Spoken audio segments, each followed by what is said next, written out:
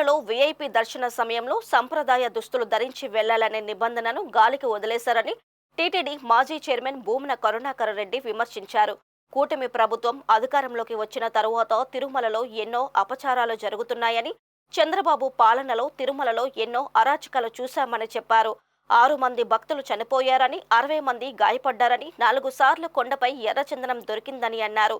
అదనపు ఈవో వెంకన్న చౌదరి ఏం చేస్తున్నారని, విజిలెన్స్ వ్యవస్థ నిద్రపోతుందా అని ప్రశ్నించారు. ప్రజాద్రోహం ఎలా ఉంటుందో నీతి ఆయోగ్ సమావేశంలో చంద్రబాబు స్పష్టం చేశారన్నారు. సూపర్ 6 అమలుకు అవకాశం లేదని, వృద్ధి రేటు 15% పెంచిన తరువాత ఆలోచిస్తానని చెప్పడం దారుణమని కరుణాకర్ రెడ్డి వ్యాఖ్యానించారు. చంద్రబాబు నాయుడు గారు మా హయాంలో కొండ మీదంతా కూడా అపవిత్రత విలయతాండవం చేసింది అని ఆయన వీర నృత్యం చేసినాడు. ఆయన పరిపాలన మొదలైనప్పటి నుంచి ఈ 8 నెలల కాలంలో ఎన్ని అపచారాలు దురాఘాతాలు జరిగినాయో తెలియంది కాదు. ఆయన నమ్మిన బంటు ఆయన ఒకడిని పెట్టుకున్నాడు అక్కడ, వెంకన్న చౌదరి అని. ఆయన హయాంలో నిన్ననే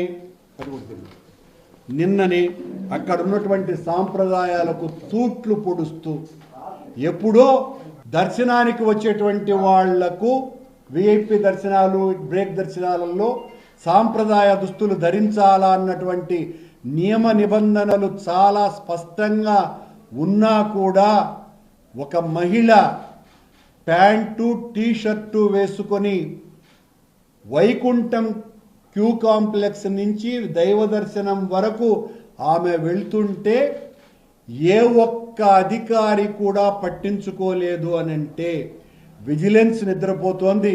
ఆ వెంకన్న చౌదరి అయితే చంద్రబాబు సేవలో తలమునకలైపోయి ఇలాంటి వాటిలతో మనకేం పని, చంద్రబాబు ఆయన అనుయాయులు వస్తే వాళ్ళకు దర్శనాలు చేయిస్తాం అన్నటువంటి దాంట్లో పూర్తిగా పునీతుడైపోయి ఏం జరుగుతోంది కొండ మీద.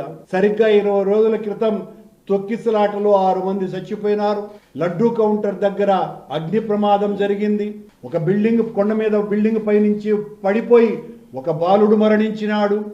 4 మాడ వీధులలో చెప్పులేసుకొని టీటీడీ ఉద్యోగస్తులే తిరుగుతూ ఉన్నా కూడా అభ్యంతర పెట్టరు.